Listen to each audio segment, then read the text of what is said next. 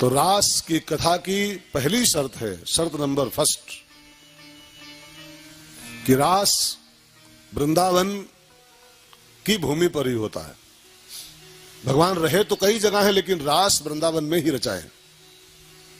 गोकुल में रहे, मथुरा में रहे, द्वारिका में रहे, कई जगह रहे, हस्तिनापुर में बहुत दिन रहे, दिल्ली में कई महीने रहे हैं। लेकिन रास न गोकुल में हुआ, न द्वारिका में हुआ, न मथुरा में हुआ, न दिल्ली में हुआ, न गोरखपुर में हुआ, न लखनऊ में हुआ। रास जब होगा और जब कभी होगा तब वृंदावन की भूमि पर ही होगा। अब वृंदावन केवल एक भूमि के खंड का नाम नहीं है कि वो ब्रज क्षेत्र का वो वृंदावन। वृंदावन वृंदावन इज ए भूमिका, भूमि नहीं, भूमिका। और जब तक हम वृंदावन की भूमिका में नहीं पहुंचेंगे स्तर पर, तब तक ईश्वर की प्राप्ति का विधान नहीं बनने वाला। ईश्वर की प्राप्ति का विधान बनेगा तभी जब आप अपने को, ये जीव अपने को वृंदावन की भूमिका पर लाए। गोरखपुर की भूमिका पर भगवान नहीं मिलने वाले। यहां 7 बार पैदा हो, 7 बार मरो, गोरखपुर में ठाकुर कभी नहीं मिलेगा। वो गोरखनाथ का मंदिर भले देखे आओ, लेकिन ठाकुर नहीं मिलेगा। ठाकुर तो वृंदावन के स्तर पर ही मिलता है। और वृंदावन को फिर मैं दोहरा रहा हूं, बार बार घुमा घुमा के बोलता हूं, वृंदावन को केवल एक जमीन का टुकड़ा नहीं मानना, एक स्तर का नाम है वृंदावन, एक लेवल का नाम। उस लेवल तक जाना पड़ता है। वृंदावन माने होता है प्रेम, और क्षेत्र माने होता है स्तर, लेवल, ठीक है ना। अपने को प्रेम के लेवल तक उठाना पड़ता है। प्रेम की जो भूमिका है, प्रेम की जो भूमि है, उसी का नाम वृंदावन है। और प्रेम की भूमि में जब जाके बसोगे तब भगवान को पाने का चांस बनेगा। क्योंकि मोहन प्रेम बिना नहीं मिलता। कुछ भी करके देख लो, ज्ञानी हो जाओ, वैरागी हो जाओ, योगी हो जाओ, ध्यानी हो जाओ, थोड़ा सा साक्षात्कार भले हो जाए, ईश्वर नहीं मिलेगा। झलक कहीं भले देख लो थोड़ी सी, भगवान नहीं मिलेगा। मोहन प्रेम बिना नहीं मिलता, चाहे कर लो लाख उपाय, चाहे कर लो लाख उपाय। मोहन प्रेम बिना नहीं मिलता, गाते भी रहो प्यारे। लो लाख उपाय, चाहे कर लो लाख उपाय। मोहन प्रेम बिना नहीं मिलता, चाहे कर लो लाख उपाय, चाहे कर लो लाख उपाय। मिले न जमुना सरस्वती में, मिले न गंग नहाए। मिले न जमुना सरस्वती में, मिले न गंग नहाए। प्रेम सरोवर में जो डूबे, प्रेम सरोवर में जो डूबे, प्रभु की झलक दिखाए। मोहन प्रेम बिना नहीं मिलता, चाहे कर लो लाख उपाय, चाहे कर लो लाख उपाय। मोहन प्रेम बिना नहीं मिलता, चाहे कर लो लाख उपाय, चाहे कर लो लाख उपाय। मिले न पंडित को ज्ञानी को, मिले न ध्यान लगाए। मिले न पंडित को ज्ञानी को, मिले न ध्यान लगाए। पंडित को भी नहीं मिलता। पोथी पढ़े पढ़े जग मुआ, पंडित भया न कोई। असली पंडित कौन है? चाहे वो 4 वेद पढ़ ले, वो शास्त्री भले हो जाए, आचार्य भले हो जाए, पंडित नहीं हुआ। पंडित कौन? 2.5 अक्षर प्रेम का पढ़े सो पंडित हो। इन पंडितों को नहीं मिलने वाला। चाहे वो 4 वेद 6 शास्त्र सब याद जबानी कर ले। मिले न पंडित को ज्ञानी को, मिले न ध्यान लगा। मिले न पंडित को ज्ञानी को, मिले न ध्यान लगा। 2.5 अक्षर प्रेम पढ़े जो, 2.5 अक्षर प्रेम पढ़े जो, तुरंत प्रकट हो जाए। मोहन प्रेम बिना नहीं मिलता, चाहे कर लो लाख उपाय, चाहे कर लो लाख उपाय।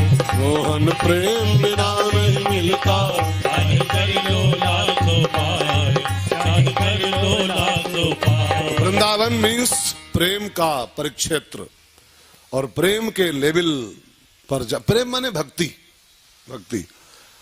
लेकिन थोड़ा सा कठिन पड़ेगा, आप वेदांत के सब शब्द हैं, थोड़ा सा ध्यान देकर सुनोगे तो समझ में आएगा।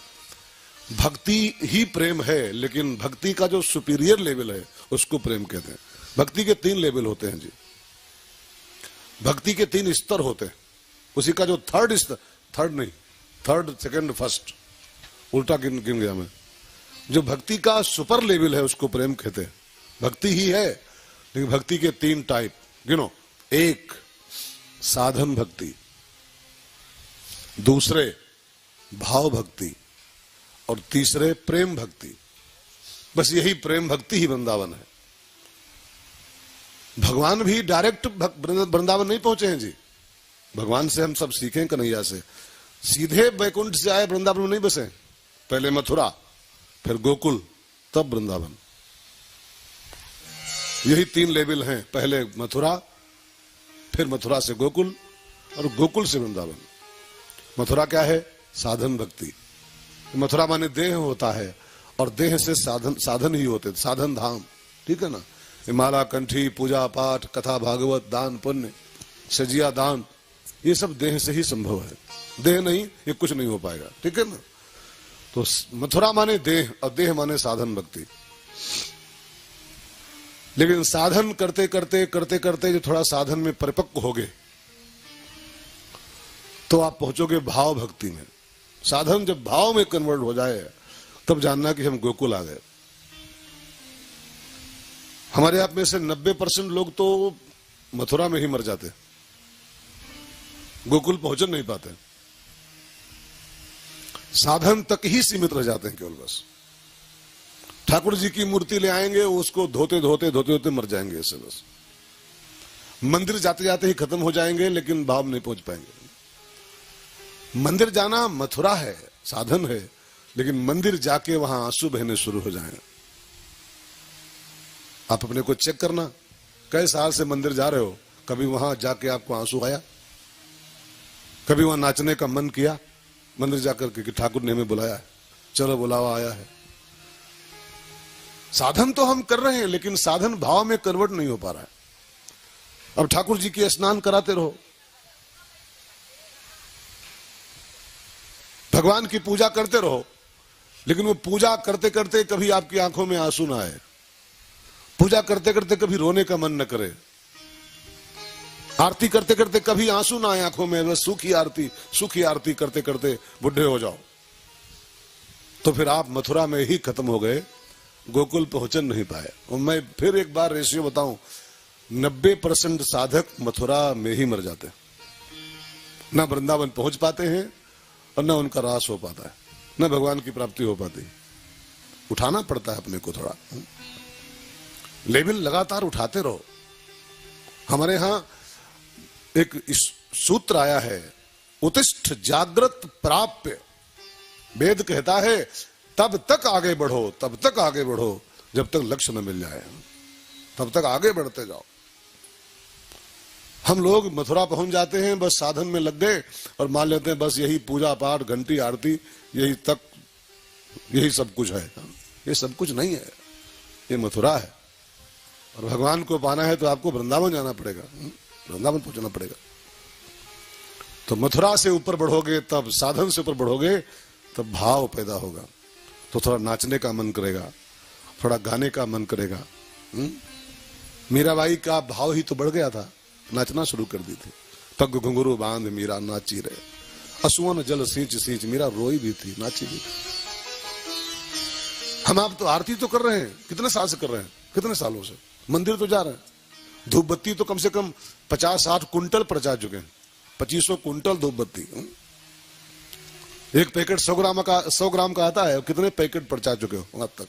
हमारे धुआं धुआं धुआं, लेकिन धुआं खाली होता रहा, आंसू कभी नहीं आए, भाव कभी नहीं बना अंदर से। खिट पिट को ही बस सब कुछ मान करके वो घंटी और डिब्बी और बस काम खत्म कर दिया, जीवन खत्म कर दिया। थोड़ा भाव में पहुंचो, ये गोकुल है। भाव का संबंध हृदय से होता है, ठीक है ना। साधन का संबंध बॉडी के अंगों से होता है, हाथ पांव आंखें आदि आदि, लेकिन भाव हृदय में होता है। और जब भाव दशा आपकी परिपक्व होगी चैतन्य महाप्रभु की तरह, तब आपके अंदर प्रेम तत्व पैदा होगा।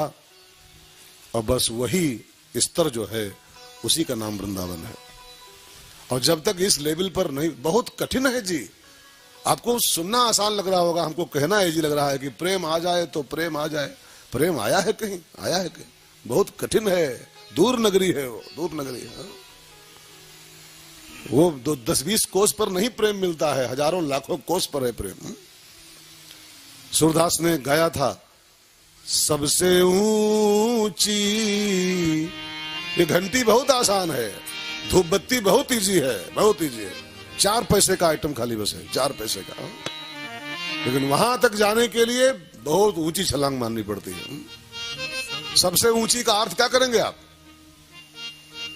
सूरदास कहता सबसे ऊंची प्रेम सगाई। सबसे ऊंची माने सारे ज्ञान से ऊंची, सारे वैराग्य से ऊंची, सारे संसार से ऊंची। अरे मैं कहूं एवरेस्ट की चोटी से भी ऊंची। एवरेस्ट की चोटी पर पहुंचना आसान है, कई पहुंच रहे हैं। अरे कई विकलांग पहुंच रहे हैं जी, न्यूज पढ़िए, कई दिव्यांग लोग वहां पहुंच जा रहे हैं। पैर नहीं है तब भी एवरेस्ट की चोटी फतेह कर रहे हैं। एवरेस्ट की चोटी पर भी जाना आसान है, लेकिन सबसे ऊंची प्रेम सगाई, सबसे ऊंची प्रेम सगाई, सबसे ऊंची प्रेम सगाई। दुर्योधन की मेवा त्यागी, दुर्योधन की मेवा त्यागी। साग विदुर घर खाई, सबसे ऊंची प्रेम सगाई, सबसे ऊंची प्रेम सगाई। सबसे ऊंची प्रेम सगाई, सबसे ऊंची प्रेम सगाई। प्रेम के बस अर्जुन रथ हांक्यो, प्रेम के बस अर्जुन रथ हांक्यो।